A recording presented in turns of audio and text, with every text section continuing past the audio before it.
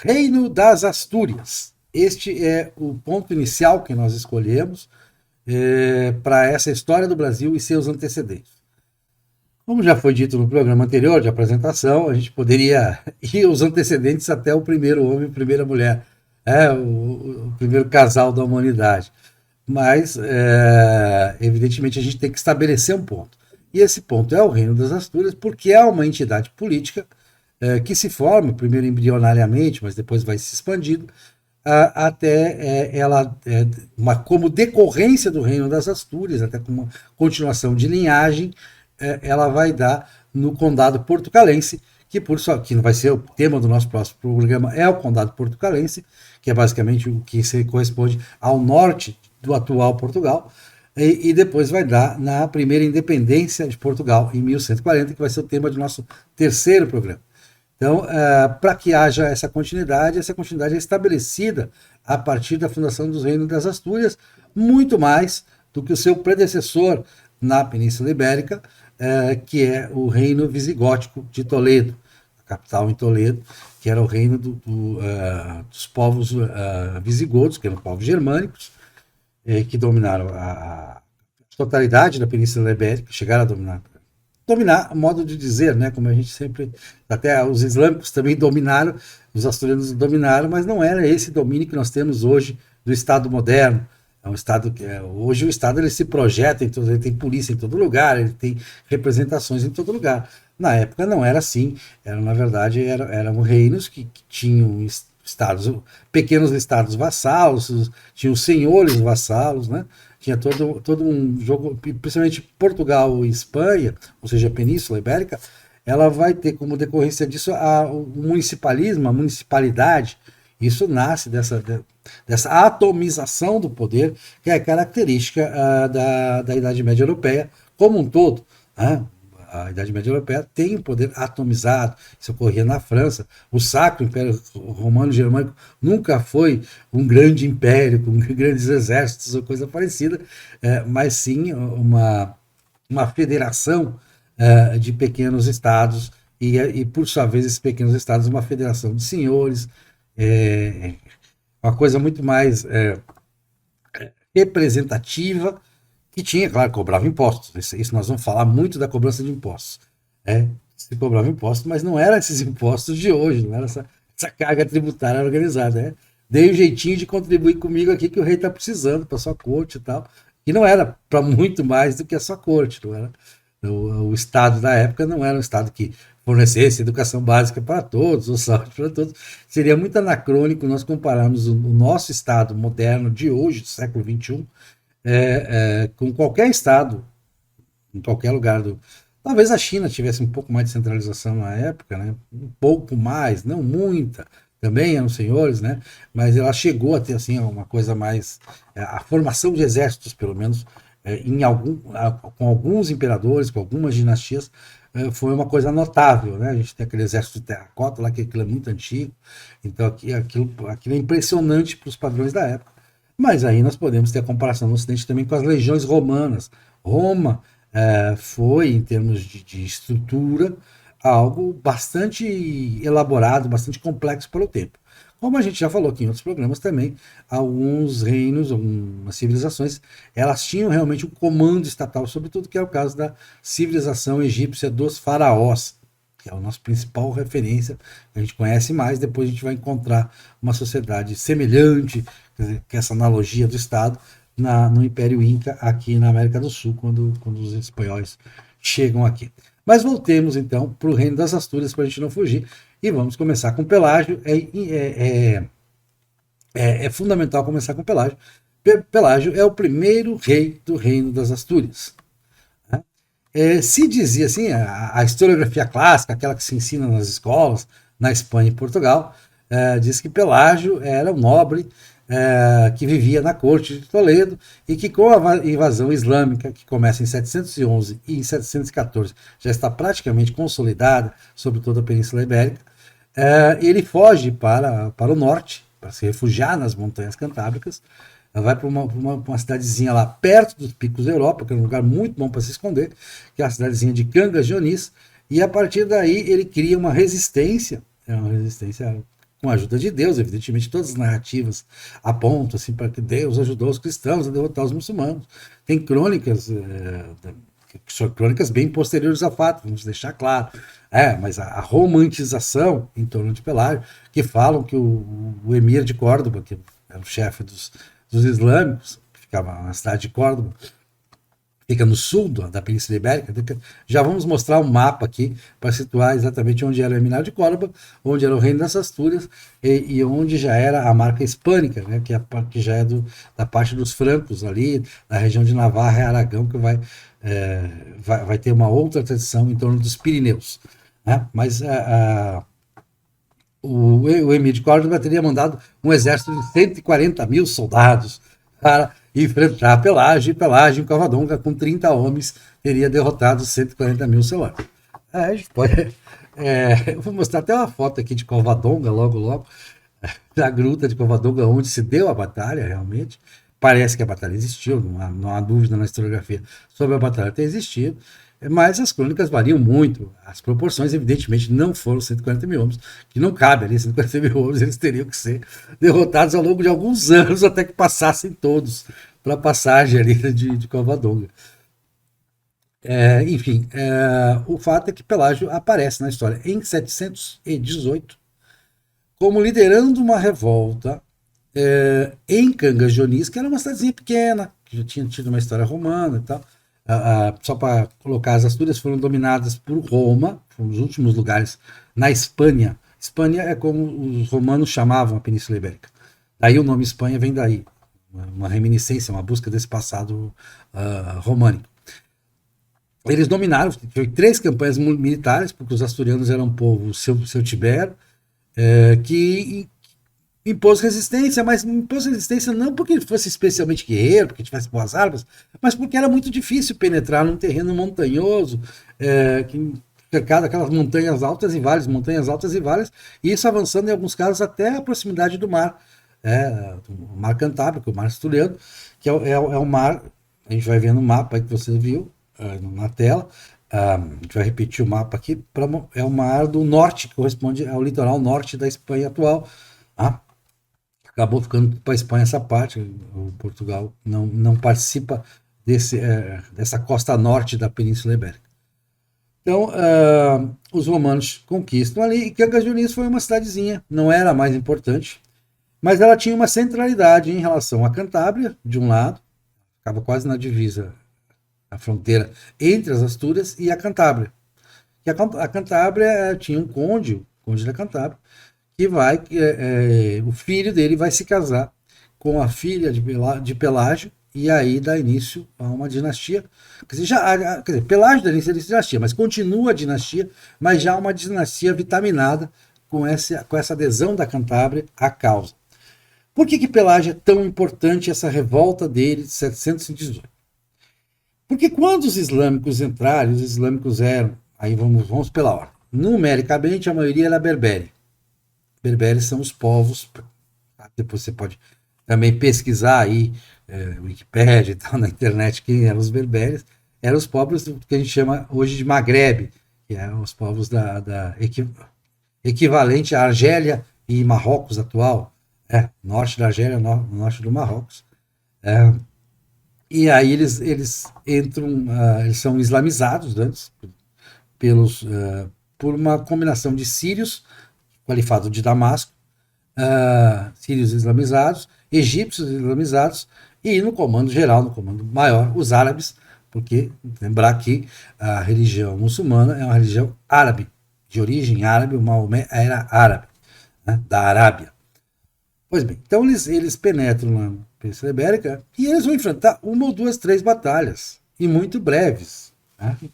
A Península Ibérica é tomada praticamente sem resistência, e não só sem resistência, como a coisa só vai parar, isso foi depois de Covadonga, foi depois do Pelágio, quando Carlos Martel os derrota, aí sim, parece que milagrosamente, porque as forças islâmicas eram bem maiores, e aí sim eles mandaram o exército, o grosso do exército islâmico, porque interessava penetrar nas planícies do norte da França, eram extremamente produtivas e extremamente importantes do ponto de vista estratégico, que levariam ao Languedoc, que onde fica hoje Paris, né, o Rio Sena.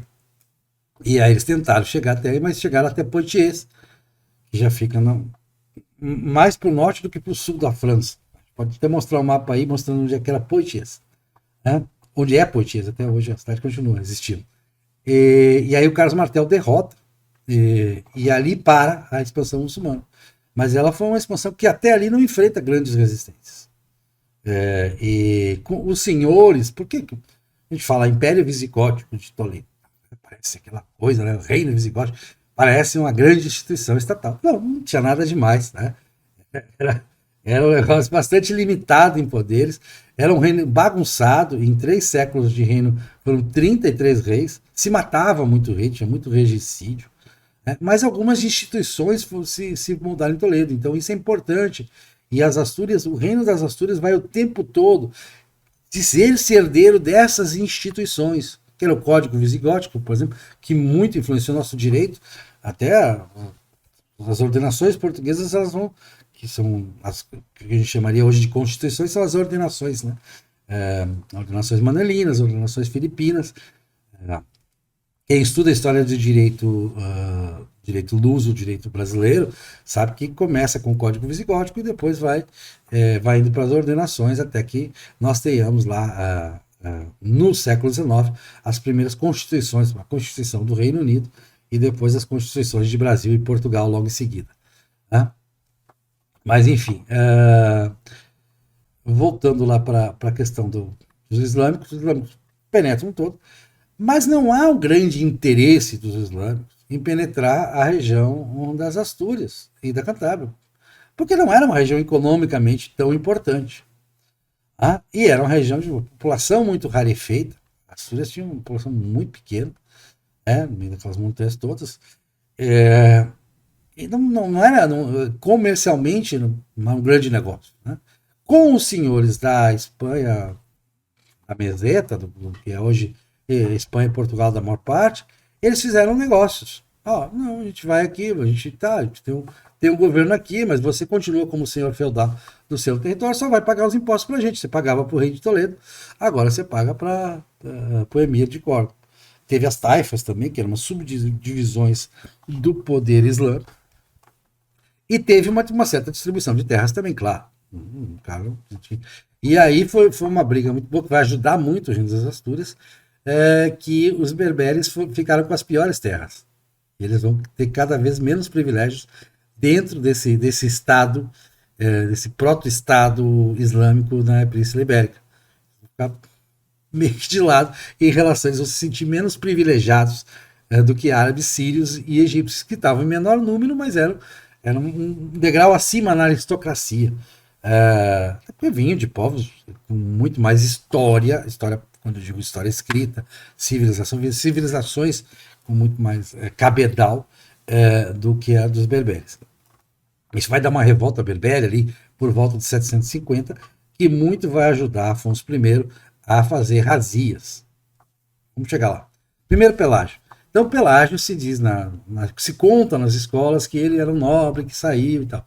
Realmente, a gente sabe, a historiografia sabe, que houve alguns nobres, alguns senhores do reino visigótico de Toledo, que diante da presença muçulmana fugiu para o norte. Então, vamos lá para as montanhas, que lá nas montanhas é mais fácil se esconder. Né? Esconderijo, uma maneira de fugir para o mar. E realmente eles vão ajudar nessa reorganização política que é marcada pelo reino das Astúrias. Mas hoje não há certeza, a historiografia hoje não tem certeza sobre quem foi Pelágio. Sabe que Pelágio estava em Cândida Dionísio em 718 e que ele liderou uma revolta contra a cobrança de impostos. Cobrança de impostos que foi mandada provavelmente, pelo que se sabe, por Munasa. Munasa foi nomeado governador, ele era berbere, foi nomeado governador de Gijón. Ele conseguiu, acho que por mar, chegar a Gijón, que hoje a Gijón fica a 30 quilômetros de Oviedo, que vai ser uma das principais capitais das Astúrias, e hoje a capital das Astúrias é Oviedo. Gijón, inclusive, até hoje é a maior cidade das Astúrias atuais. É um porto importante no norte da Espanha. Então o Munasa manda cobrar impostos e o pessoal lá de Canga Dionísio resolve, não vamos pagar impostos. Pode mandar seus. Porque quando você mandava cobrar impostos, isso era... no Brasil colonial era assim também. Em qualquer lugar, em Roma era assim, Roma era muito assim. Você não mandava uma pessoa desarmada lá, você não mandava um funcionário da fazenda fazer isso. Você mandava a pessoa com seus soldados. Né? Você diz até no Evangelho tem lá o cobrador de impostos, que é um cara, geralmente ele tem sua guarda pessoal. Você não vai cobrar isso em termos amigáveis, você já vai com. Ou você paga, ou você vai preso, ou vai te fazer algum tipo de violência para poder se impor esse poder de cobrar impostos. Então, manda cobrar impostos e o Pelágio resiste. Com quantas pessoas? Não se sabe. Quantos senhores o apoiavam? Não se sabe. Tem muito mais perguntas do que respostas a oferecer sobre Pelágio e os inícios do reino das Astúrias. O certo é que o poder de Pelágio, a Batalha de Covadonga foi no próprio ano 718 ou, em outras versões, em 722. A versão mais canônica fala em 722. É uma batalha que aí sim, revoltou, então vamos mandar um exército para dominar essa revolta, terminar e tal. Realmente os islâmicos, não se sabe se foi o governador ou se foi o emir de Cobra. As crônicas islâmicas elas são muito boas, mas elas são muito tardias. Os islâmicos escreveram séculos depois sobre esse episódio, baseados em apontamentos que eles tinham e tal. Mas ninguém sabe de onde é que eles tiraram essas fontes primárias. Essas fontes primárias se perderam. As fontes do século VIII. No século VIII a gente tem muito pouca fonte primária preservada, porque se escrevia muito pouco, tanto de um lado quanto do outro, ou não se guardava. O maior caso não se guardava, não tinha uma boa conservação, então não chegou até nós. Mas enfim, Pelágio está lá e Pelágio domina Cangajonis. Isso é certo. A cidade de Cangajonis e os seus arredores eram dominados por Pelágio. Então, Cangajonis pode-se dizer que é uma cidade da atual Espanha que jamais caiu sob domínio muçulmano. E não caiu sob domínio islâmico, porque Pelágio estava lá. Então, Pelágio é o primeiro rei das Astúrias. Tem um breve período que o filho dele assume, quando ele morre, mas a filha já tinha casado com o conde, filho do conde da Cantábria, que vai ser coroado rei das Astúrias como Afonso I. É Afonso I que realmente é o personagem que vai dar corpo ao reino das Astúrias. Primeiro porque envolve a Cantábria. Nós vamos ver aí no mapa, vamos mostrar o mapa, a Cantábria atual, que fica entre o País Basco atual e as Astúrias atuais. E fica bem ao norte. A Cantábria é justamente a franja norte dos Picos Europa, que é a parte mais alta daquele maciço de montanhas que vai desde a Galícia até os Pirineus, quase que se junta com os Pirineus já na fronteira com a França. No antigo reino de Navarra, onde fica a cidade de Pamplona, já fica, a cidade de Pamplona já é quase fronteiriça com a França atual e a França da época também. Francos, geralmente aquela linha que hoje faz a fronteira entre França e Espanha, ela é uma linha histórica, realmente, de penetração, basicamente, das forças governantes da Península Ibérica contra os francos, que é outro povo germânico que vai ter esse desenvolvimento. E o Carlos Martel, isso é muito interessante, o Afonso I ainda governava quando o Pipino, filho de Carlos Martel, toma o rei da França para si, porque tinha a dinastia merovingia e o filho de Carlos Martel, baseado nas vitórias do pai, porque Carlos Martel não ganhou só a Batalha de Poitiers, ele ganhou várias batalhas, ele era um grande líder militar, um grande guerreiro, e aí o filho assume. Então é uma história, tem essa analogia parecida, porque o Pelágio é o general que comandou a vitória de Covadonga. A vitória de Covadonga é reconhecida pelas crônicas tardias, tanto de um lado quanto do outro, como uma batalha que tendo existido e como tendo sido a primeira vitória cristã contra os islâmicos em toda a Península Ibérica. A primeira resistência local. Poitiers é visto como a última fronteira que chegaram os islâmicos, ela é um pouquinho posterior a Covadonga, mas que a vitória de Carlos Martel reverte aquela maré de tomar, os islâmicos poderiam tomar a Europa Ocidental inteira. Se continuassem ganhando do jeito que estavam ganhando, eles poderiam ter tomado, ter exterminado a cristandade da Europa Ocidental. Isso é uma batalha muito importante. Eu sempre situo em meus livros, o Evangelho segundo a Filosofia, eu situo a Batalha de Poitiers, que ela tem uma importância histórica fundamental, como um marco zero dessa guerra que continua até hoje, esse conflito, hoje é latente, né, mas esse conflito entre islâmicos e cristãos, mas que foi durante séculos e séculos uma grande questão, depois representada pelos turcos, teve as cruzadas também, que são posteriores a isso também. Enfim, tudo isso tem seus primórdios naqueles tempos, até porque a religião islâmica estava nascendo. A religião islâmica, Maomé, é do século VII. Né? Ela não era tão antiga assim, tão tradicional. Bem, mas então o Carlos Martel faz de Pipino, seu filho, o rei, que vai ser o início da dinastia carolíngia, que vai ter o neto de Carlos Martel, Carlos Magno, coroado pelo Papa como Sacro Imperador Romano-Germânico do Ocidente. Que seria a sucessão do Império Germânico, a retomada do Império Romano do Ocidente pelas mãos de Carlos Magno, que é neto de Carlos Martel. Então Pelágio também vai ter, só que aí você vê de seu filho, é o genro, que é o Afonso I, que vai ter realmente, ele continua com a capital em Cangas-Dionísio, a capital só vai ser mudada para Právia, que já é mais perto de Rijon, já é mais para o ocidente, mais tarde, depois do reinado de Afonso. E Afonso tem como estratégia as razias e as alianças. As razias ajudavam, razias e pilhares. O que é uma razia? Você vai lá, ataca, mas não fica com a cidade. O que ele fazia? O reino das Astúrias nunca cunhou moeda. Então não tinha moeda própria. Tinha casa da não tinha banco central. Se você não tem banco central, você usa ouro, usa a moeda dos outros. Como é que você consegue a moeda dos outros? Vendendo alguma coisa para eles, o que no caso era um pouco difícil na época, ou roubando, fazendo pilhagem. Que na história universal, é uma tática. Pode só ler o Velho Testamento que a gente vai descobrir que era uma coisa muito comum na Antiguidade, né? Não tinha na Antiguidade, na Idade Média. Ela continuou até muito recentemente. Até hoje ainda existe, né? Em alguns lugares o pessoal vai lá, organiza uma turma, vamos lá e tiramos os negócios. Os nossos cangaceiros aqui do Brasil faziam muito isso. Não tem problema nenhum, você vai lá e. Então, essas razias e pilhagens, ele foi longe. O Afonso conseguiu criar um corpo de guerreiros, tal, que não era um exército convencional como a gente chama hoje. Evidentemente não era isso. E não era assim até a Guerra Civil. A Guerra Civil da Espanha, os exércitos convencionais tinham um papel, mas muitas vezes eram os exércitos de guerreiros, os requetés, por exemplo, tal, aquelas milícias, como no Brasil nós tivemos as ordenanças, milícias, que eram mais decisivas nas batalhas. Então, na época, era só isso. Era um rei, mas o rei, claro, tinha essa guarda pessoal, tal, mas ele arregimentava os cavaleiros, tinha toda a tradição de cavalharia, mas tinha a infantaria também, o pessoal que ia a pé. Para fazer os saques, né?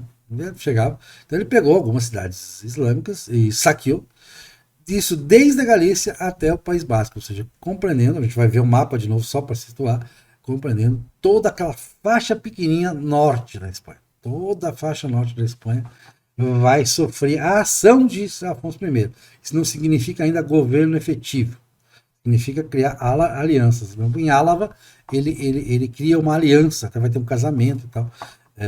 Familiar para selar essa aliança com Álava, que Álava hoje, para você ter uma ideia, é uma província do País Basco, onde fica a atual capital do País Basco.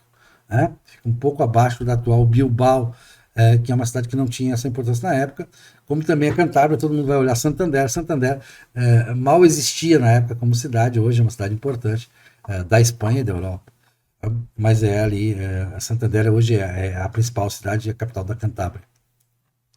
Bem, então Afonso I tem isso. Agora, a partir dos descendentes de Afonso I, eu não vou me alongar muito sobre isso, porque aí já é uma questão, você pode pesquisar, é uma questão, mas o Regis até vai dar a linhagem aí dos reis das Astúrias, né? Vai nos descrever a linhagem. O poder vai sendo ampliado. E é Afonso II que que é um descendente do Afonso I, mas não é o filho diretamente,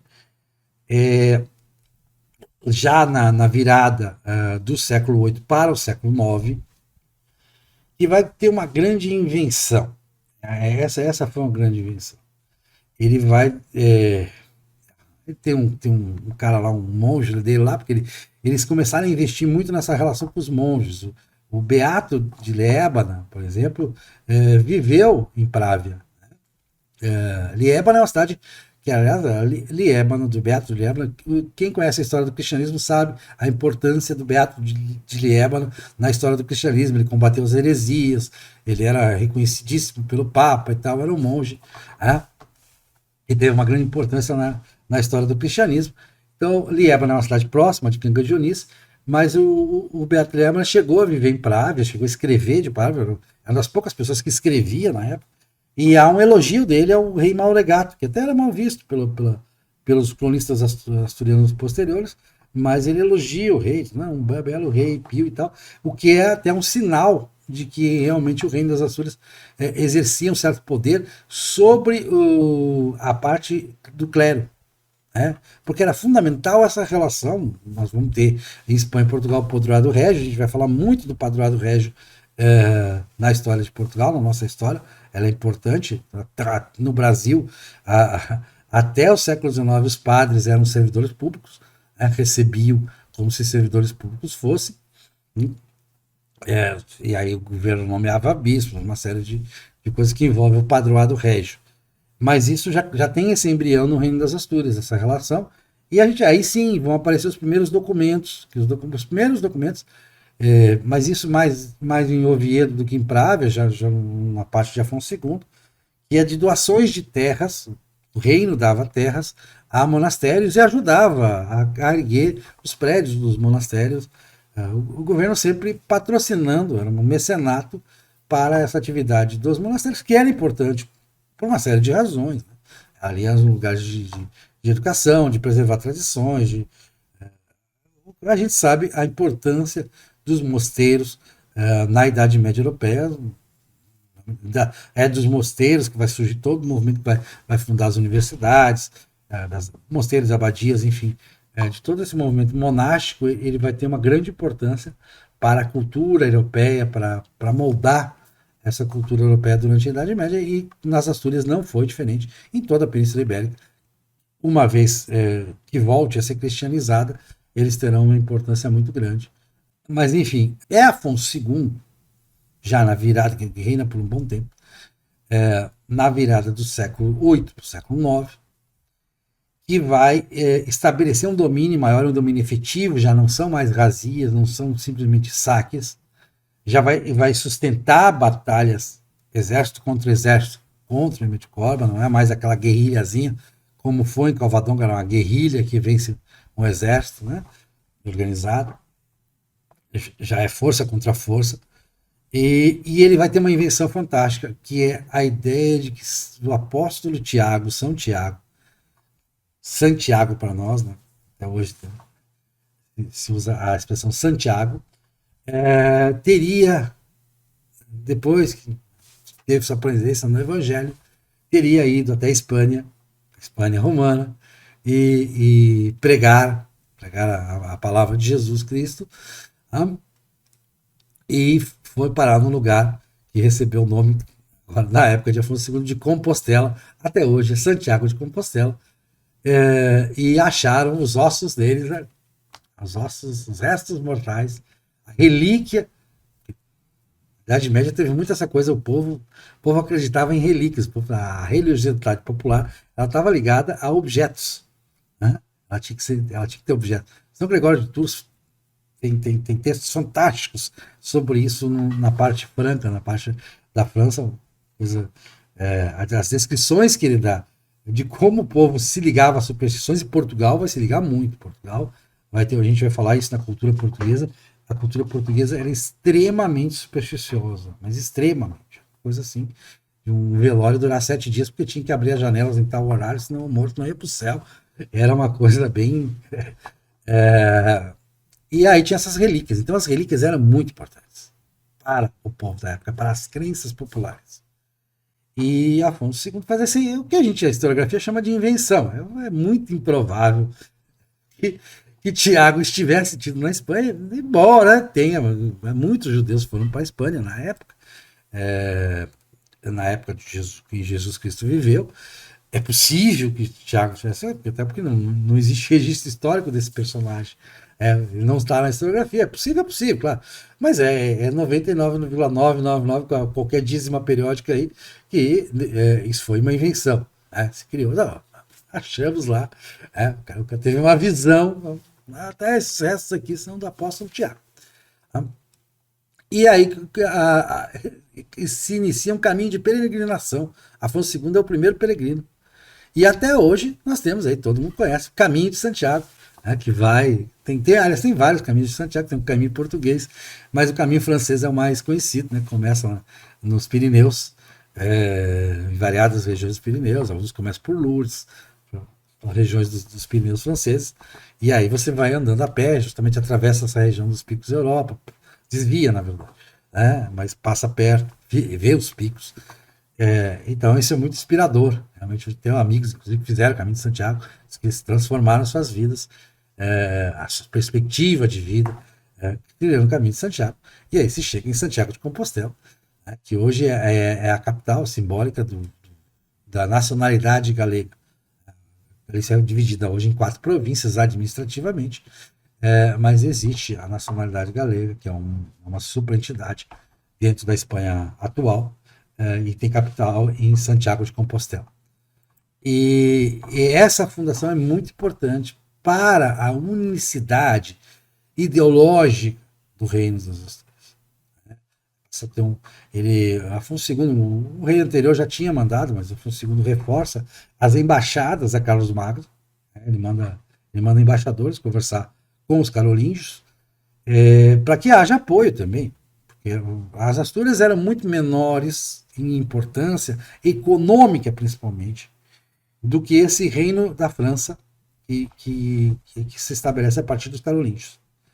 Porque a França, os francos rapidamente reconquistam. A reconquista em território francês, ela não só é rápida, como ela permitirá o estabelecimento já na época de Afonso II, da marca hispânica, que é um território que hoje pertence à Espanha, mas que os francos que fizeram os islâmicos recuar nessa área, devolvendo esse território à cristandade, ao cristianismo.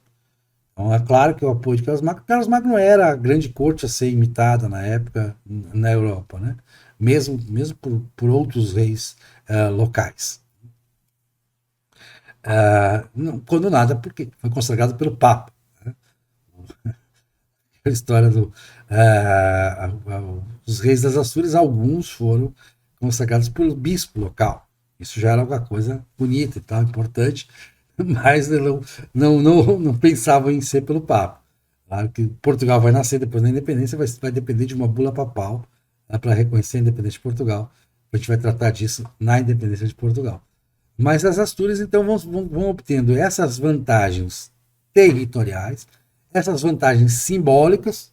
Da Santiago de Compostela vai ser importante como uma vantagem simbólica, ideológica, e vai obtendo esse reconhecimento internacional e um reconhecimento também do inimigo. Né?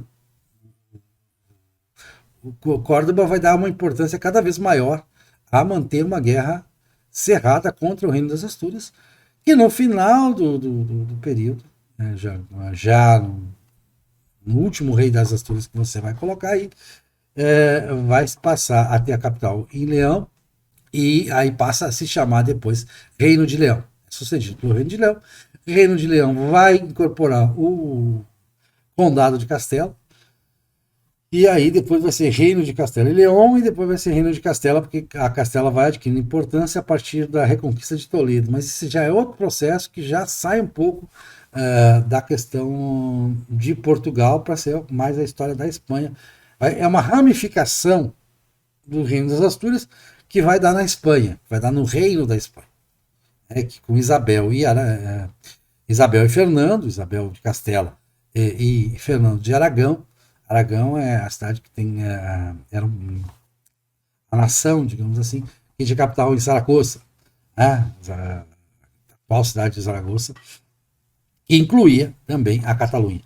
Mas a Catalunha era subordinada, chamados condes catalães.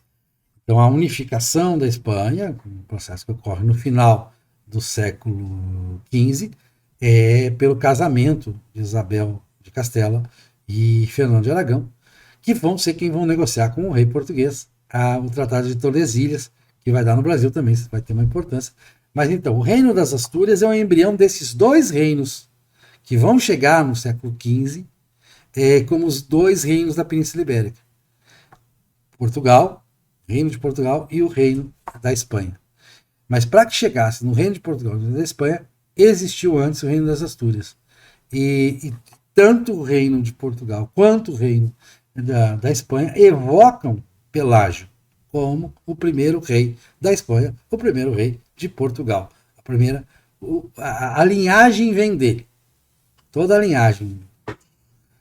Condes portucalenses, que vão ser os reis de Portugal, quanto dos reis de Leão, rei de Castela, rei da Espanha, eles remetem a Pelágio. Por isso a importância de Pelágio simbolicamente, porque ele é o primeiro que se revolta, essa revolta é real, embora tenha uma proporção muito menor do que se quer fazer crer às vezes nas crônicas, e ganha espaço, e temos que ter em vista as limitações do tempo e do espaço dele, mas ele é o primeiro, ele é um precursor.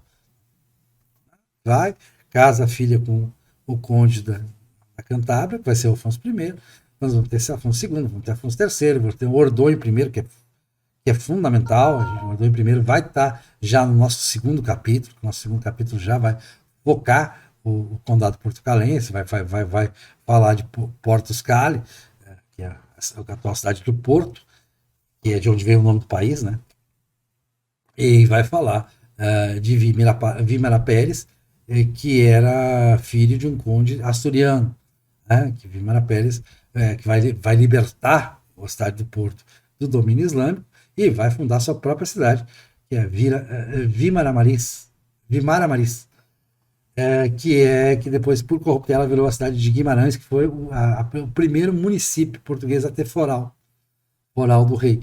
A gente vai explicar depois no municipalismo o quanto os forais foram importantes para que o mundo português, desde o nosso início, em 1140, nós não tínhamos uma democracia de cortes, uma democracia representativa, as cortes só vão ter realmente um certo poder a partir da independência de Portugal e do Brasil, respectivamente em Portugal e do Brasil, a partir da Revolução do Porto, a Revolução Constitucionalista do Porto de 1820, mas você tinha um poder atomizado nas câmaras municipais. As câmaras municipais exerciam, de fato, uma forma de liberdade política, de compartilhamento do poder político entre o monarca, os senhores e os munícipes, os burgueses, os aldeões, enfim, as pessoas mais locais. Isso já é um processo que você... o fato do reino das Astúrias ter surgido numa cidade, ele era o reino de uma cidade só, até Afonso I ainda. Quando Afonso I assume, ele assume como rei de uma cidade só. Talvez com a adesão de alguns arredores, mas era uma cidade. Era uma cidade-estado, como se dizia antigamente. Né? E aí vai indo, mas sempre respeitando o poder local. O poder local, porque ele tem que ser por negociação. Os islâmicos já tinham isso como tática, né? Que vai ter, inclusive, a tradição moçárabe, que a gente pode falar dela, que ela vai ter importância também, né, nesse segundo capítulo. Mas para esse primeiro capítulo é basicamente estabelecer que o Reino das Astúrias era muito pequeno, não cunhou moeda, não era forte economicamente, não era uma grande população, mas ele tem uma grande importância histórica por representar o início da chamada Reconquista, que será completada em 1492 com a queda do último poder islâmico na Península Ibérica, que é o Reino de Granada. É um episódio bastante conhecido, já com Isabel e Fernando. Bom, o meu papel aqui é o de fazer algumas perguntas do não especialista, buscando integrar esse maremoto de informações, né, de detalhes, Então, a minha primeira pergunta é sobre aquela confusão comum aqui também em relação à história do Brasil, né? As pessoas pensam que um povo substituía o outro, né? O que geralmente não é o caso. Há uma certa integração, às vezes até uma dominação com identidades mantidas separadas, principalmente com reinos tão fragmentários, sejam cristãos, sejam muçulmanos, né? Então há mais uma postura de coleta de impostos, às vezes do invasor assumido como tal, embora, claro, eles ficaram, sei lá, 800 anos ali quase, né? Muito tempo na Península Ibérica, os muçulmanos ficaram ali, né? Eu não sei, e também não sei que dados se tem a respeito, de qual o afluxo demográfico desses invasores, né? E qual a penetração deles na cultura religiosa, né? Que foi um marco de identidade bastante resistente. Pergunta muito importante essa. Essa é uma pergunta muito importante. Para completar ainda, não terminei. Sim, sim. E a questão de... a gente fica imaginando os muçulmanos subindo, né? Indo em direção ao norte, né? E fica aquele mistério, né? Que tu já esclareceu um pouco, né? Ué, por que eles pararam ali na Reino das Astúrias? Então, tu já esclareceu que tinha questão geográfica e acredito que também tinha questão do esgarçamento das linhas de comunicação, porque não tinha trem, né? Era tudo, ou era por mar, o que também não era o forte deles, ou tinha que caminhar é assim, para ir, o que hoje a gente faz em 2 horas, de repente se levava vários dias, né? Imagina então carregando equipamentos, ou carregando tropas e alimentando elas, isso era bastante complexo. E uma última coisa ainda que quero perguntar nessa primeira questão tu fala muito em cidades, né? Mas eu não sei o quanto cidades eram centrais na economia desse momento, né? E aí fica mais misterioso ainda, tá? E em que se baseava a economia de uma região montanhosa, né? Como é que eles se sustentaram, né, para conseguir, a partir dali, ir retomando, e levou um tempo gigantesco, né, para fazer essa reconquista. E uma pequena dúvida que eu tenho é que tu falou, acho que em Constituição da Inglaterra, né, mas eu acho que tu queria te referir mais à americana, né? A Inglaterra ela tem uma constituição de documentos não codificada. Não fiz referência à Inglaterra, pode ter eu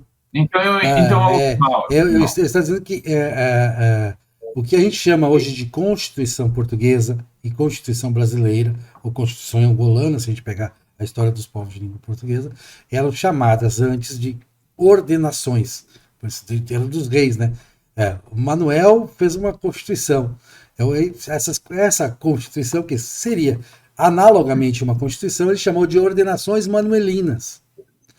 Aí tinha as ordenações afoncinas, que são anteriores, do Afonso. As ordenações filipinas, que eram do Filipe, já com o Reino Unificado. Então, o que hoje a gente chama de Constituição, na época se chamava ordenações. As ordenações elas têm um caráter mais de direito geral, né, do que constitucional.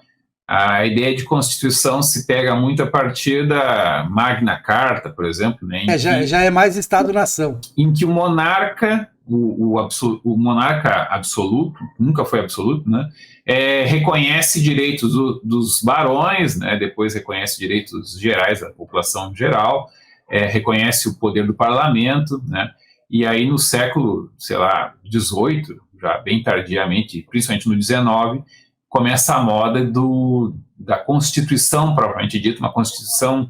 Vamos parar para fazer a Constituição, né? Isso é um fenômeno do século XVIII, acredito, né? Ali, os Estados Unidos é a primeira que me ocorre explicitamente. A Revolução Francesa é para fazer Constituição. Mas aqui os Estados Unidos são anteriores, né? Mas sim, eles têm a ideia de abandonar lá o conselho dominado pelo rei para fazer a assembleia, como é que se diz, constituinte, né? Mas aqui que tu fizeste esse giro, né? E me chamou a atenção porque as ordenações elas tinham um caráter estranhamente interessado nos detalhes da vida privada, inclusive, né? O que é muito interessante porque geralmente se faz um contraste entre Portugal e até mesmo de Espanha, né? Que era uma nobreza relativamente fraca que conseguiu se unificar porque não havia várias cidades muito ricas que teriam interesse em manter a independência. O que vai ser o caso extremo oposto vai ser na Península Itálica, né, os reinos eram bastante ricos e não viam vantagem em se unificar.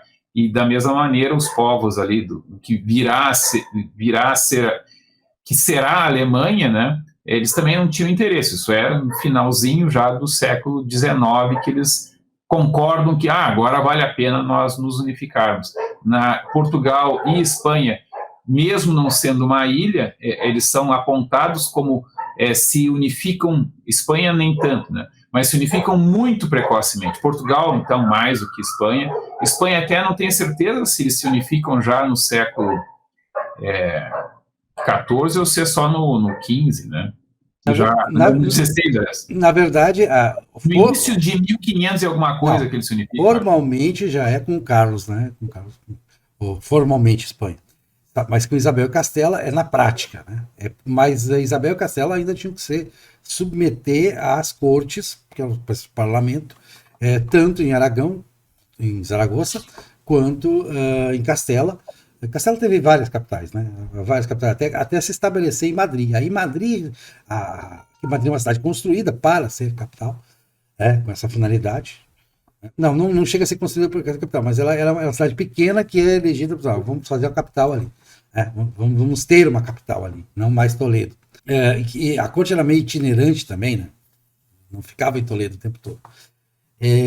Então Madrid já vamos centralizar o poder ali, aí sim já usa-se o nome Espanha para definir a unificação real, efetiva da Espanha. Claro que a Catalunha vai tentar a independência, isso vai nos ajudar muito, inclusive até a terceira independência de Portugal, que é 1640, mas isso a gente vai tratar nos próximos programas. Vamos tentar focar no Reino das Astúrias, né? Não, então, eu te fiz várias perguntas e tu te focou na última. Voltando lá para a primeira que tu disse que é interessante, é a questão da população, né? Como é que ficou a população? Ela foi absorvida? Todo mundo teve que se converter? Eles puderam manter a própria religião? Eles tiveram que fugir todos?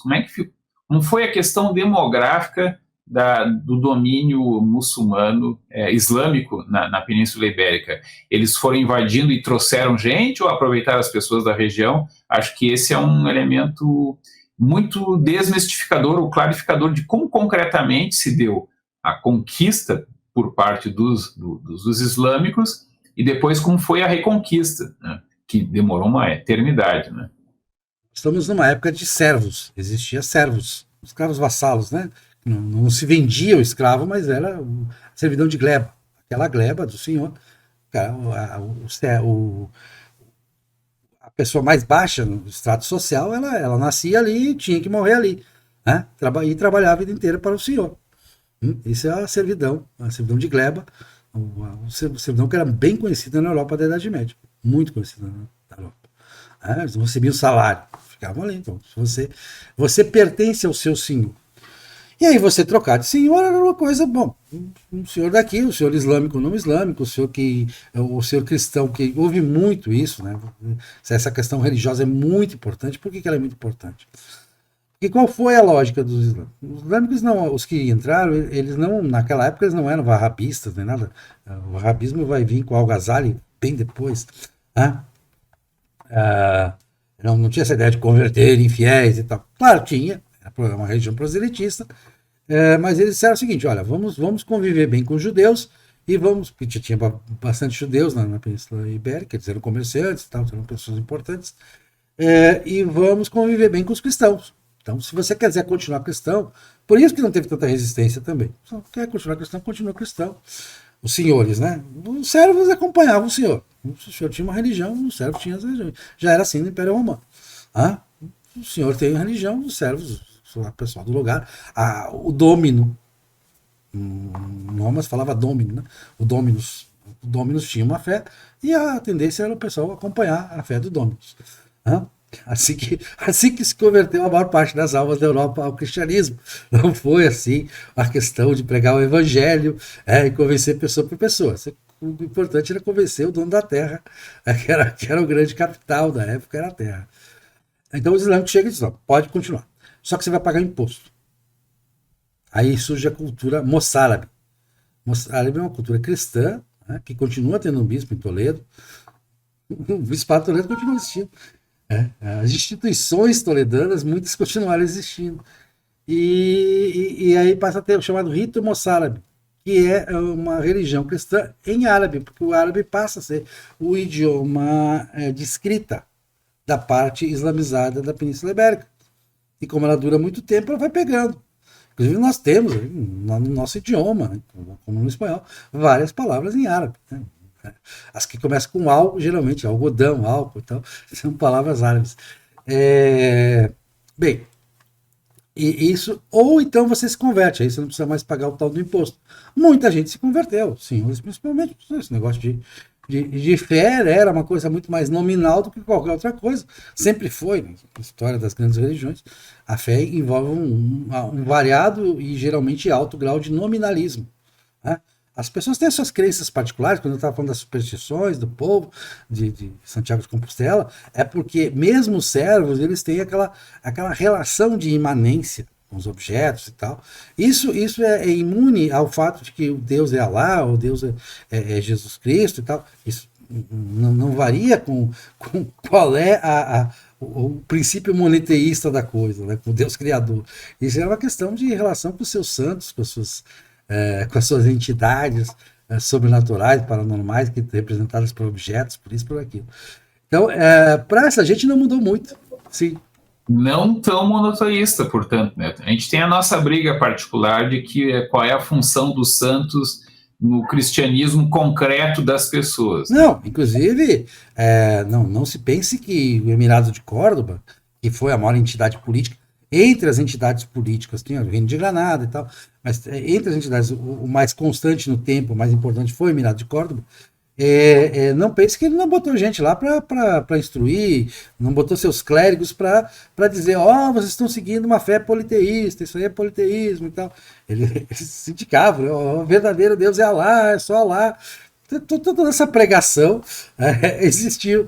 Não pense que não tinha seus calvinos islâmicos. Depois vai ter o Ghazali, que o Ghazali vai ser radical nesse ponto, né, que vai dar início ao wahhabismo. Mas, enfim, essa questão, quanta gente morreu nas guerras da Reconquista, nas batalhas da Reconquista. Claro que em pilhagem sempre morre gente, né? Você vai defender seu patrimônio. Ou você mata ou você morre. Mas eu diria que proporcionalmente morreu muito menos gente do que na Guerra Civil Espanhola. E que na Primeira e Segunda Guerra Mundiais. Aí sim, aí foi um morticínio.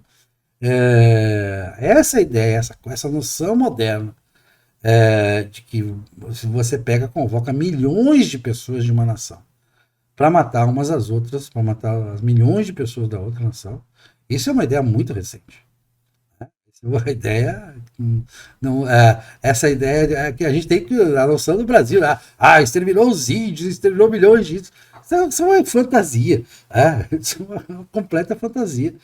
Porque a batalha, a guerra é a exceção. Ela acontece com mais frequência, sim, mas ela é tipo assim, bom, vamos lá, demonstramos força. Se o outro lado vê que a gente tem força, depois que morreu a meia dúzia dele, o outro lado, tá bom, quais são as condições de paz aqui? A guerra era muito mais uma demonstração, as batalhas eram muito mais uma demonstração de força do que essa coisa de extermínio, vamos trocar um povo pelo outro. A ideia de colonização, isso é uma ideia estranha, a Reconquista, né? É claro, ela existiu em parte sim, mas era uma colonização de senhores, não de servos. Então, por exemplo, o Pelágio botou lá o reino dele, Afonso I botou o reino dele. Ele incorporou a Galícia, incorporou a Cantábria, incorporou a Álava, tá, beleza. Ele vai incorporando isso. Isso é uma migração de pessoas que saíram lá de Cangajonis, da região de Cangajonis. Quando eu falo Cangajonis cidade, é porque realmente ela era uma vila, né? Uma vila romana. Tá? A ideia de vila romana. Mas eu estou falando mais do entorno dessa cultura de subsistência, que era de subsistência. O comércio era muito pequeno. Para que você saia da subsistência, você tem que ter um comércio forte. E não tinha comércio forte no Reino das Astúrias. Em nenhum momento ele vai ter um comércio forte. Ele não chega a cunhar moeda. Ora, se um reino não chega a cunhar moeda, é porque o comércio era muito fraco. Você tinha que usar moedas de outros ou ouro. Tinha ouro também. Isso é importante saber que tinha minérios. As Astúrias foram cobiçadas pelos romanos pela possibilidade de mineração. As estradas que os romanos fizeram nas Astúrias, que eram poucas, era muito difícil. Como você bem disse, era muito difícil chegar, porque um cavalo atravessa uma montanha. Mas Aníbal já tinha levantado essa questão para atravessar os Alpes, preferia os elefantes, né? Porque o cavalo é muito ruim. Não vai levar grandes provisões. Para você atravessar ou manter o cavalo não é uma coisa fácil. Você vai chegar com o exército estropiado do outro lado. E a linha de provisões, como você bem destacou, é muito difícil hoje. E na época era dificílimo a logística disso, como alimentar esse povo. Porque você chegava, você pilhava as terras e tal, mas não tinha muitos excedentes. Nós não estamos numa época que a pessoa tinha lá, plantei trigo no verão passado, tem lá 3 toneladas no celeiro. Não, as pessoas pegavam o que dava para. Às vezes passavam fome, houve grandes fomes no Reino das Astúrias, episódios de fome. Então, porque era uma cultura de basicamente subsistência. Então, o tempo da invasão muçulmana foi muito rápido, né? Eles ficaram quase que só ali naquela região montanhosa, porque era difícil de ser controlada, foi muito rápido, muito rápido. Então dá para se entender que basicamente não houve propriamente batalhas e nem mesmo a lógica do cerco, né? Também não sei se havia muitas povoações a serem objeto de cerco, se havia formas de se resistir militarmente à invasão propriamente dita. Então a impressão que me dá é de que quase que entraram e foram entrando. Vamos lá, foram. Mas como é que foi a resistência? Que tipo de organização social havia? Né?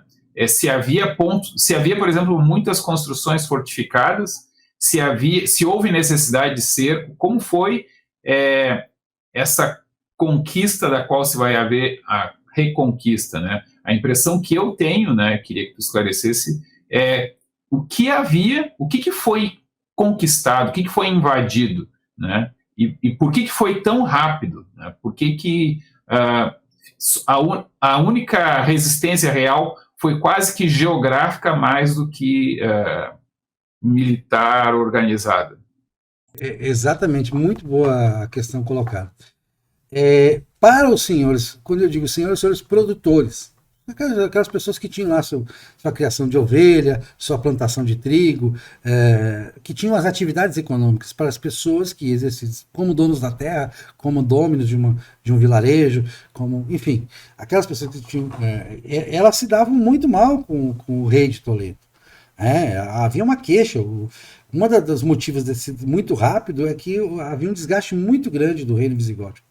Uma pela instabilidade, pela troca constante de reis, uma bagunça, e outra porque eles viviam cobrando impostos e não davam nada em troca. Quer dizer, aquela coisa não tinha. O pessoal, já tem que estar pagando imposto para esse cara. E aí ele só trocou de senhor. Como o senhor que veio, é uma troca de senhor maior, né? De rei. Como o rei que veio, ele foi até mais bonzinho, disse, não vou aumentar os impostos, você pode pagar até menos, se você se converter, nem precisa pagar imposto por um tempo aqui e tal, só ajuda a gente aqui. O que eu estou olhando que seria islâmico, que seria cristão? E o próprio cristianismo não estava tão bem estabelecido em 711 para ser essa coisa que vamos defender a cristandade e tal. Não era questão assim. O Carlos Martel defendeu a cristandade. Sim, o Carlos Martel defendeu o quinhão dele, a terra dele, o Languedoc, o reino dos francos, né? O reino merovingio. O Carlos Martel era o alto funcionário militar dos merovingios, do rei da França. Então, claro, ele vai defender o território dele. Podia ser o invasor, podia ser o visigodo, podia ser o romano, podia ser quem fosse. Essa questão da religiosidade, a gente dá muita importância hoje, retrospectivamente, mas no momento que está, é quem vai ter o direito de cobrar esses impostos. A batalha era por isso. Quem vai explorar economicamente essa ideia de reino, Com uma coisa que cobra impostos, basicamente. Era uma corte que cobrava impostos. Né? Isso não mudou até Luís XIV. Teve filmes sobre Luís XIV que mostram ele lá. O Luís XIV, a burocracia dele era toda envolvida, os funcionários importantes deles eram aqueles que cobravam impostos, que iam de província em província, de senhor em senhor. Só toma, dê cá a minha parte. Né? Então, os islâmicos eles negociaram muito bem isso. A maior parte, 90 e tantos por cento dos senhores, eles não resistiram militarmente porque chegou o enviado lá dos árabes, ó, vamos conversar, vamos resolver aqui e tal. Olha, agora não responda mais lá, até porque o rei está deposto. O rei foi deposto, o Rodrigo, né? Foi deposto, o seu rei não está mais lá, rei morto, reposto.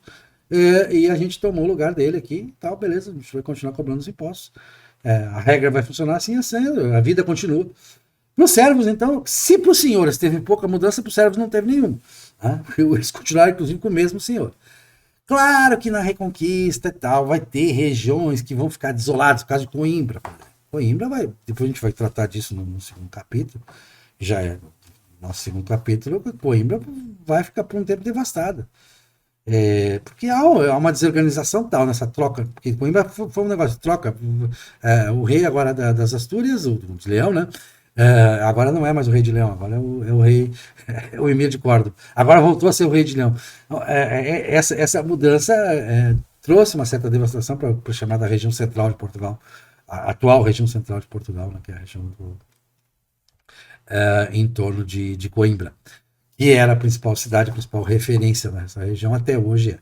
Bom, mas então, Regis, eu acho que deixar claro que essas entidades, elas precisavam de um grande reconhecimento simbólico, isso os historiadores enfatizam muito, reconhecimento simbólico para que ela pudesse ter nem tanto os impostos, mas o auxílio dos senhores. Porque se você ia para uma batalha, qual era o exército de Afonso II, por exemplo? Afonso II tentou muitas batalhas na virada do século VIII para o século IX. São batalhas reais. As batalhas já se dão em campo aberto, já se dão nas regiões de meseta, ou em grandes entroncamentos ao longo das estradas. Não é lá em Covadonga, naquele fim de mundo. Né?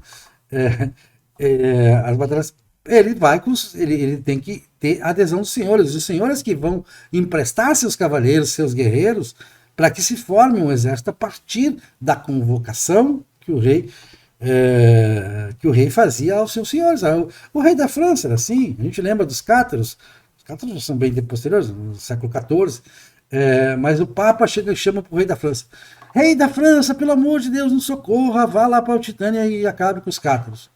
Ele disse: sim, mas o que eu ofereço para os meus senhores? Porque eu não tenho exército, quem tem exército são os meus senhores. Para eles me acompanharem nessa empreitada, eu tenho que oferecer alguma. Aí o Papa fez uma bula e disse: olha, os caras que estão andando a briga, os cátaros, os senhores da Altitânia que estão andando a briga aos cátaros, diga aos senhores seus que as terras dele podem ser tomadas. Eu vou referendar. Pode pilhar as terras dele, pode matar e ficar com a terra. Os servos dele também, vocês ficam com tudo. Aí os caras foram. O rei da França gostou da ideia. Olha, senhores da França, vamos lá para a Altitânia que tem a oportunidade de a gente ganhar um dinheiro. Ganhar umas terrinhas aí. Tem que matar uns cátaros lá. Mas quem são os cátaros? Não interessa quem são os cátaros. Vamos lá pegar a terra. Vamos pegar aquele domínio, o dominus, o domínio senhorial. Se brigava pelo domínio senhorial.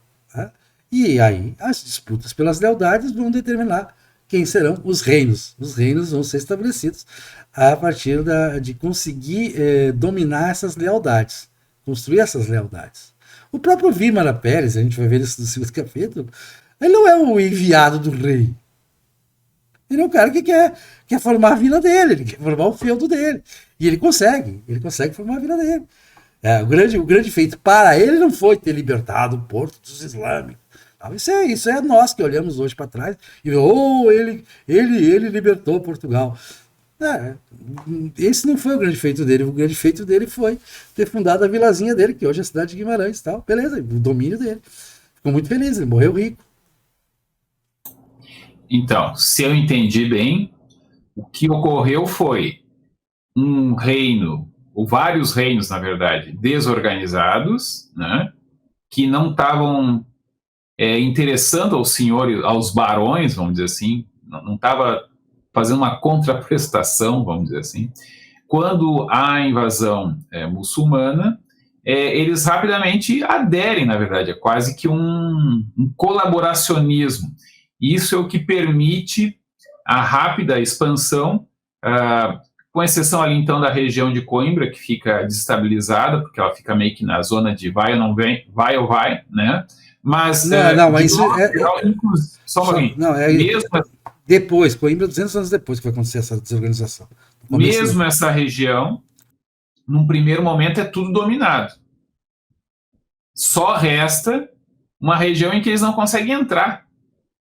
Até tem um interesse ali para a questão de minérios, não sei se já desde o início, mas eles não conseguem entrar e não vale a pena entrar, eles não entram. Basicamente isso. Não é que foge toda a cristandade para uma região minúscula, na verdade, no norte da Península Ibérica, né? Eles mantêm uma independência política naquela região. E é isso. É só isso. Ou tem mais alguma coisa? Interessante que as crônicas, as primeiras crônicas, a crônica albedense e tal, que são bastante posteriores a Afonso I, já são escritas em Právia e em Oviedo, quando a capital se transfere para Právia e depois para Oviedo. As crônicas que eram pagas pelo rei para fazer as crônicas, né? Para a crônica. Como era no Império Romano, também tinha muito esse imperador, tinha lá seus historiadores de estimação que contavam a história de acordo com o que o imperador queria, que era mais interessante. E esse costume ficou. E aí eles vão dizer, não, olha, todos os nobres, os melhores da Espanha, os melhores do reino visigótico vieram para as Astúrias. Os historiadores sabem que isso é muito mais lenda do que verdade. Alguns vieram sim. Monges vieram sim. Mas nós estamos falando em homens que se contam nos dedos. Alguma coisa na casa das centenas no máximo. Se muito. Nós estamos falando mais de 1.000 pessoas. Nós não estamos falando de nem 1% da população dos territórios que passaram a ficar sob domínio islâmico. Nós não estamos falando de servos, por exemplo, nenhum, e a maioria era servo. Né? Então, essa nossa ideia de, foi lá e trocou de povo, como nos Estados Unidos, que os Estados Unidos passou muito essa ideia para a gente, né? Os ingleses foram lá, então, os nativos agora não tem mais, agora é inglês. Então, essas grandes transmigrações de povos, elas são uma coisa mais recente, né, na história, e não se aplicam. Pode até não ser tão recente, existem realmente povos que foram o caso dos turcos mesmo, que vieram da Ásia Central, foram lá ocupando a Anatólia paulatinamente até hoje não são maioria, mas conseguiram uma participação no total da população relevante. Né? Não estou dizendo que os movimentos migratórios não existam no passado, existe, mas não é o caso da Península Ibérica. Na Península Ibérica, até a população, ela é hoje, se por exemplo, você, Regis Coimbra, né? Você descende em grande parte dos celtibérios, entre os quais os lusitanos, entre os quais os asturianos. Esses são povos celtibéricos. Os asturianos originais, os lusitanos originais, os vácios, né? Que eram na região de Castela, tinha um nome lá, um povo celtibérico que habitava aquela região. Dos germânicos, e de alguma colonização que houve no tempo do Império Romano, que aí tem italiano, tem judeu, o Império Romano trouxe muita gente para a Espanha, que foram realmente colonizar. Mas isso é um caldo de cultura que os islâmicos mudaram muito pouco. Claro que você também deve ter sangue berbere, você deve ter algum sangue sírio, algum sangue egípcio, algum sangue árabe. É possível, é bem possível. Não tem por que não ser possível, até porque o fluxo continuou. As pessoas continuaram chegando, principalmente do Egito. Veio muita gente ao longo dos séculos e décadas. Mas não o grosso da população. Não é um grande movimento imigratório. Só fazer uma ressalva que, apesar do meu nome ser Coimbra, né? Esse nome foi provavelmente recebido na minha linhagem como, sei lá, aqueles números que diz que faz parte do patrimônio da empresa, né? Então, aqui já no Brasil, né? Então as minhas influências são mais indígenas, africanas e europeu até, o que eu sei é mais alemão do que português, né? Mas daí o nome Coimbra, não sou descendente de nenhum Coimbra direto de Portugal. Uh, mas o que eu queria perguntar também é o papel da Igreja Católica, instituída como uma instituição, tipo uma ONU da Idade Média, né? Como é que ela fica com essa invasão islâmica, que aí eu penso que se houve uma tolerância com relação à religião da população, eu não sei como é que foi a relação com a instituição supranacional, aqui não tem nem nacionalidades ainda, né, mas essa instituição europeia, né, que foi o que sobrou do Império Romano, que manteve uma certa identidade europeia, como é que ficou, não a religião, né, que a gente já sabe que mesmo sob a proximidade ali por onde passa o padre, onde se limpa, né, a igreja, mesmo lá o pessoal acredita, como hoje em dia, né, em horóscopo, em tudo quanto é crendice que oficialmente seria heresia, né? Não, mas como é que a instituição Igreja Católica lidou com esse domínio político dos muçulmanos? O Papa não gostou, evidentemente. Os respectivos papas da época não gostaram da ideia do cristianismo ir sendo varrido do mapa. Mas eles não foram imunes, por exemplo, à tradição moçárabe. Quer dizer, a ideia de que não tem problema, até hoje, o rito moçárabe é reconhecido na Igreja Católica, pelo Papa. Você quer fazer a missa em árabe, está tudo bem, aceita. Mal menor, né? O problema com o bispo de Toledo, e aí Astúrias entra para a história, primeira entrada na história, é a polêmica justamente do Beato de Liébana, que vai ter o apoio do Papa, vai ter o apoio institucional do papado, continuava em Roma, Roma não foi tomada pelos islâmicos, né? E contra o bispo de Toledo, que continuou uma sucessão de bispos em Toledo, e que tinha uma heresia, o adocionismo. Os visigodos entraram para a história como heréticos, eles tinham uma outra heresia lá. O problema todo dos primeiros séculos da cristandade era a quantidade de heresias que tinha. Então você tinha o credo de Nicéia, que é do Constantino, né?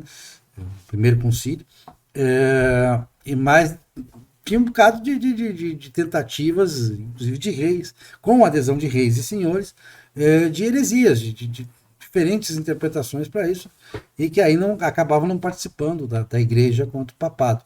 Então o Papa vai apoiar. Agora, só para encerrar essa parte só para falar das heresias, tu pode entender como um excesso de heresias ou justamente o esforço de criar uma ortodoxia. Exatamente, também, isso mesmo. Muito bem lembrado.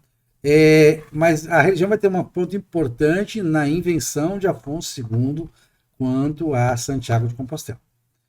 E aquilo virou uma peregrinação. E para o Papa as peregrinações eram muito importantes, né? Evidentemente que não são de pequena monta as peregrinações.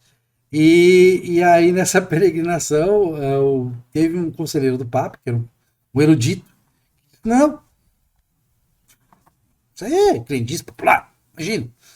O apóstolo Santiago não teve lá. Lá ele não foi.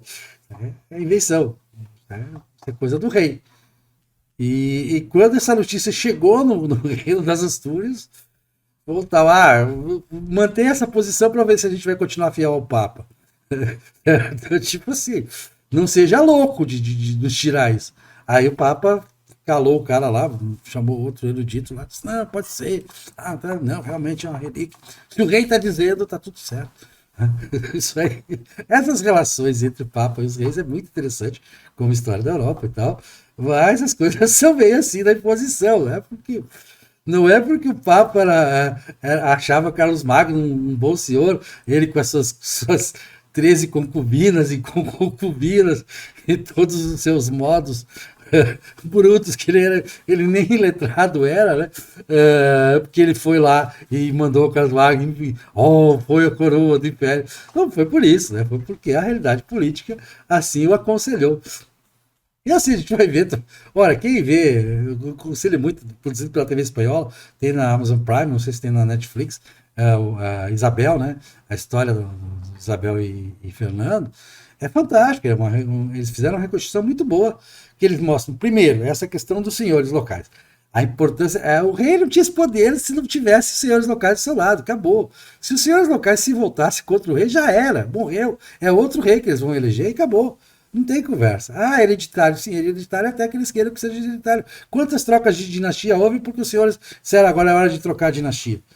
Acabou. Não tem dependência do poder local. As relações com Roma. Vamos fazer o Papa. Com quem a gente vai fazer o Papa? Vamos fazer aliança com o rei da França. Vamos brigar. É assim que se fazia um Papa. Não é, foi o Espírito Santo lá. Gente, tá. Tudo tem limite, né?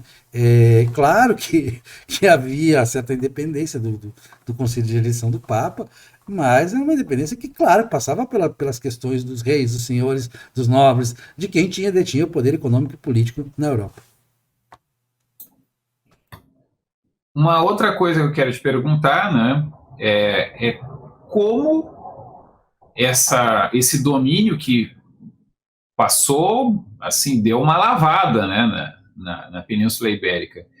O que permitiu que fosse perdendo, demorou uma eternidade, assim, perdendo, mas o que houve de desagregação ou de exaurimento dessa dominação política, ou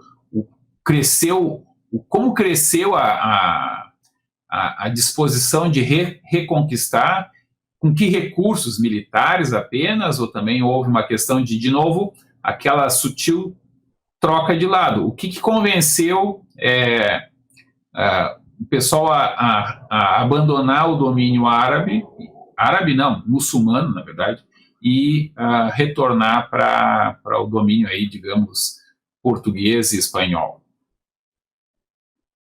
Nós vamos tratar mais disso no segundo e terceiro capítulo, que já são mais específicos sobre essa questão, vamos dizer como se conseguiu articular a retomada de Portugal inteiro num relativamente curto espaço de tempo. Se você considerar a conquista como um todo, Portugal está dentro disso numa faixa aí de 300 anos no máximo, tá? Praticamente todo o território. Basicamente é uma questão governativa, né? A habilidade do governante. A reconquista ela não foi linear. Embora ela tenha sido paulatina, mas ela não foi linear. Ela teve avanço e revanço. E Coimbra foi vítima disso, né? Porque Coimbra era a linha que avançava e desavançava. Frente para trás. Então, ela não é perene. E houve muito boas estratégias. Eu acho que o Reino das Astúrias ele é bom porque ele começa a chamar das boas estratégias. Uma das estratégias que eles fizeram foi despovoar o Douro. Quando o Reino das Astúrias consegue um certo estabelecimento, o Vale do Douro era uma espécie de oásis porque o norte da Espanha, antes das cordilheiras, ele é quase um deserto, né? Chove muito pouco. Então você tem que ter rios e tal, aquela coisa para você conseguir criação e tudo.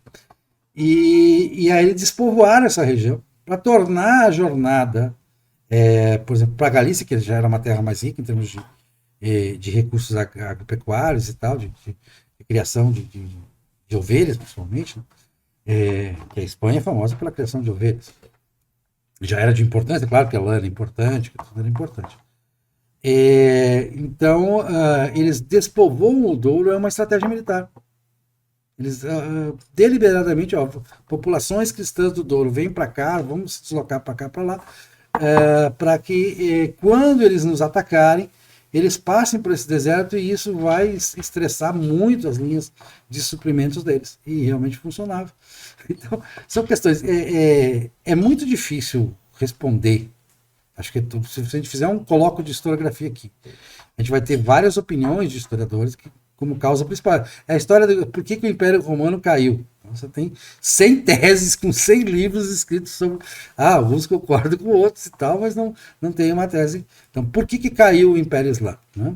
Eu acho que, se eu tiver que apontar uma causa, eu acho que é o fato de que, a partir de Carlos Martel, ele começa uma tendência irrefreável. E Carlos Martel já é no iníciozinho, já é em 732, se não me engano. 34. Bom, 732. Então, e ali começa a refluir, a maré virou. E essa maré virando tem um problema. Eventualmente, os islâmicos faziam comércio com o resto da Europa. Eventualmente.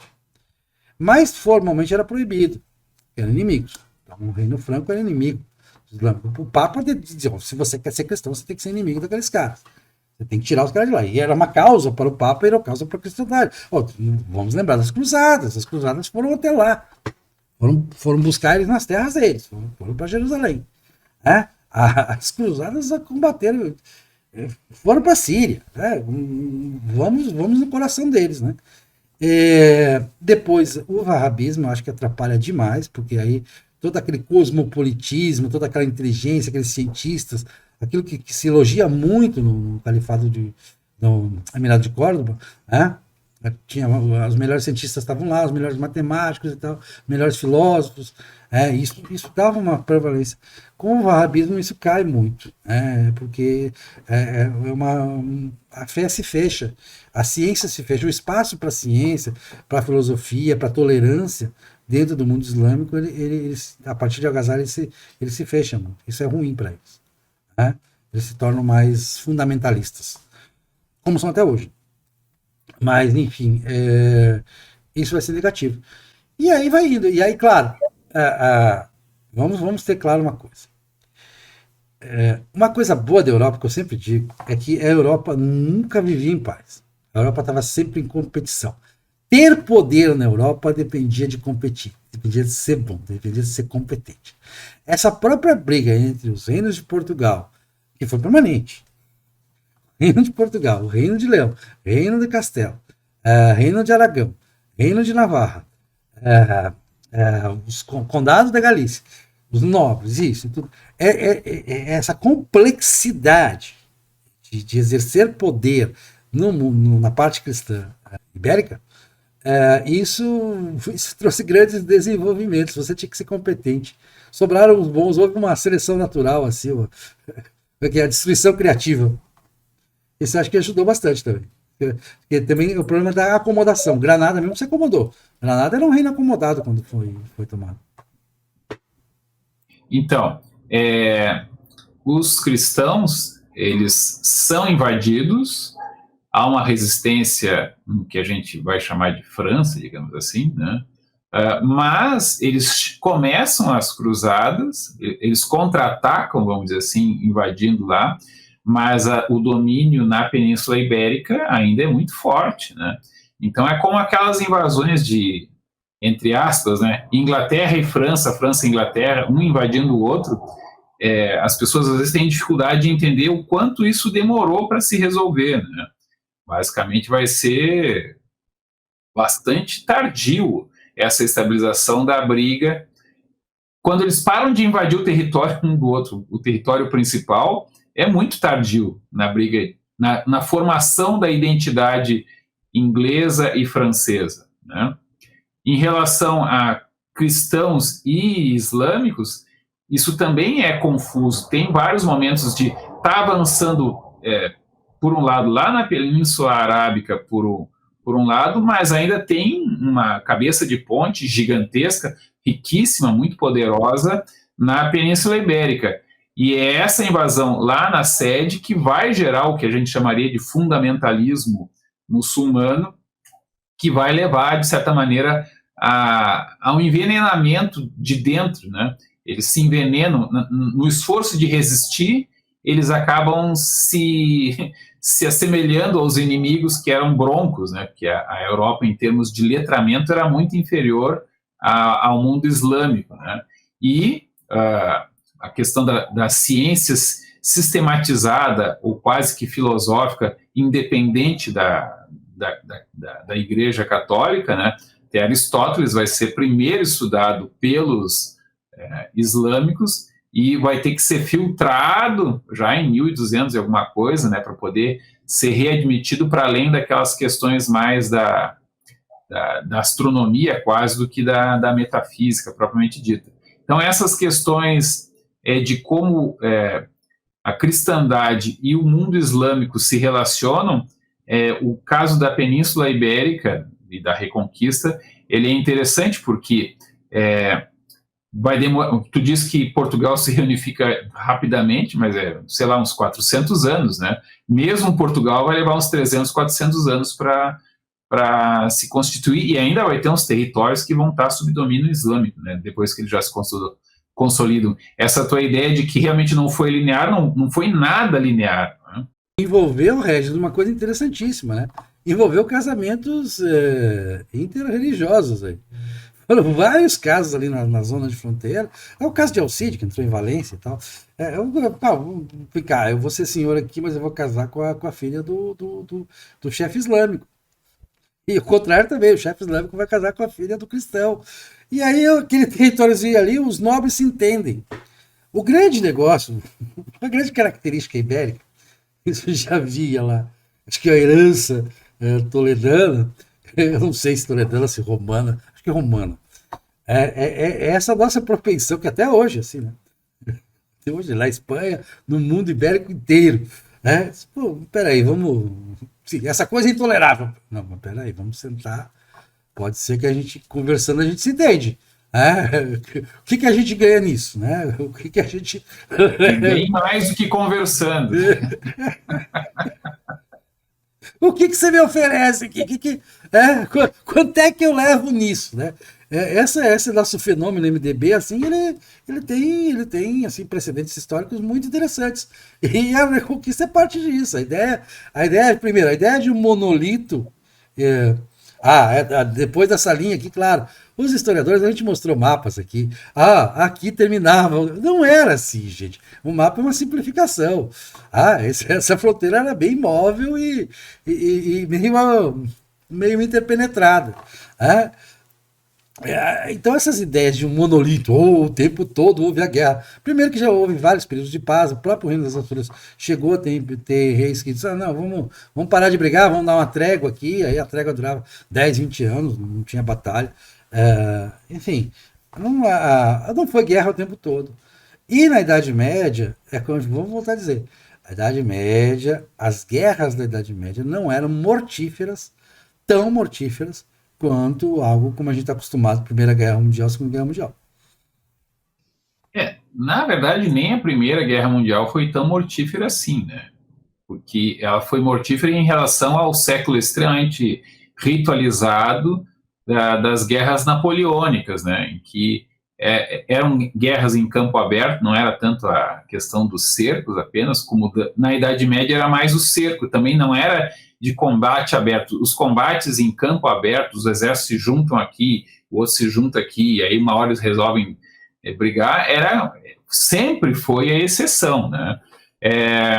Mas na Primeira Guerra Mundial, uma fração muito pequena da população entra em guerra, e o que espanta é que as pessoas morrem em batalha, elas não morrem de diarreia marchando para chegar no tal lugar, né? Essa é talvez o grande escândalo da mortandade da Primeira Guerra Mundial, ou até da Guerra de Secessão Americana, é que realmente o pessoal morreu em combate, não morreu de alimentação estragada, de água contaminada, etc. Mas aqui na Reconquista, ou digamos assim, na invasão muçulmana e na Reconquista, eu estou tentando pensar aqui o quanto foi mais uma questão de adesão, de colaboracionismo, se quiser usar uma palavra feia, né, do que realmente de reconquista militar. A conquista militar, ela meio que foi ali para oficializar, tá, conquistamos ou reconquistamos, perderam a batalha. Mas para tu ter uma batalha, tu precisa, como tu já chamaste a atenção muitas vezes, tu precisa ter senhores que têm, então, poder econômico, dispostos a financiar a guerra, né? Muitas guerras se encerraram não porque não era possível vencê-las, é porque não valia a pena, ou se julgou que não valia a pena vencer aquela guerra. Exato. A gente está falando de Reconquista, a Reconquista vai estar presente no segundo, terceiro capítulo, quarto capítulo. Mas para encerrar este capítulo, para a gente tentar encaminhar o encerramento desse capítulo das Astúrias, então ficar estabelecido que a partir quando o reino das Astúrias vira reino de Leão, então nós já temos Vímara Pérez nesse contexto, ou seja, já temos a volta do condado portucalense, e a gente vai falar no segundo que o capítulo é sobre o condado portucalense, mas é um embrião. Já temos a reconquista de Tui, que precede isso. Tui é uma cidade muito importante, tanto do ponto de vista religioso como do ponto de vista simbólico. Tem que ter cuidado com o simbolismo na história. Simbolismo na história é uma coisa importante. Os reis sempre procuram o simbolismo. Então, a reconquista de Tui. Tui fica, para quem não conhece, fica a última cidade da Galícia antes de você atravessar a ponte do Minho e entrar em Portugal. Valença do Minho e Tui são cidades que praticamente a janela de um se vê a janela do outro. Então, Valença do Minho é em Portugal, Tui é na Espanha, mas ela tem uma importância religiosa e de história, de tradição histórica muito importante. E isso vai abrir caminho para Braga, para toda aquela região do norte de Portugal. E a própria proximidade maior de Leão. Leão é mais perto de Portugal, até hoje. Leão é uma cidade próxima das fronteiras do atual Portugal. Essa proximidade vai permitir que o Reino das Astúrias, que veio lá de Cangas de Onís, lá dos Picos Europa, passou por Právia, passou por Oviedo e vem para Leão. Ao vir para Leão, ele dá essa proximidade que vai nos interessar para a nossa história do Brasil, nossos antecedentes, que é Portugal. A gente vai deixar um pouco de lado, claro, a gente vai ter que fazer referências, porque a gente brigava com eles, né? Quando eu digo a gente, é nós como a nossa gênese portuguesa, a gente brigava com Leão, brigava com Castela, brigava com a Espanha, mas não cabe aqui fazer, não é a intenção deste programa, fazer uma história completa da Península Ibérica. Para além do que ela reinfluencia diretamente a formação de Portugal. Então, o Reino das Astúrias é fundamental, sim. Os reis de Portugal, o Império Português, Reino Português, Império para o Brasil, né, que usa a palavra Império, mas o Reino Português sempre reconheceu Pelágio como o primeiro rei. O primeiro rei dessa linhagem, da linhagem dos reis de Portugal, vem de Pelágio, passa por Afonso I, passa por Afonso II, que foi muito importante, passa por Ordônio I, que tem uma importância, a gente vai ver agora, já vamos continuar em Astúrias no segundo capítulo, nesse sentido de Ordônio I, que tem uma importância fundamental para os primórdios do condado portucalense, né, para o começo dessa aventura portuguesa, mas Astúrias tem essa gênese. Portugal responde às Astúrias, acho que muito mais às Astúrias do que ao reino visigótico. Última pergunta, eu prometo. Já se falava espanhol e já se falava português nessa época? Excelente pergunta, excelente pergunta. Porque, na verdade, o que define a nacionalidade, a nossa distinção de nacionalidade em relação à Espanha é o idioma. Porque eles falam castelhano hoje e nós falamos português. Existia o proto-português, existia o proto-castelhano, existia o asturiano.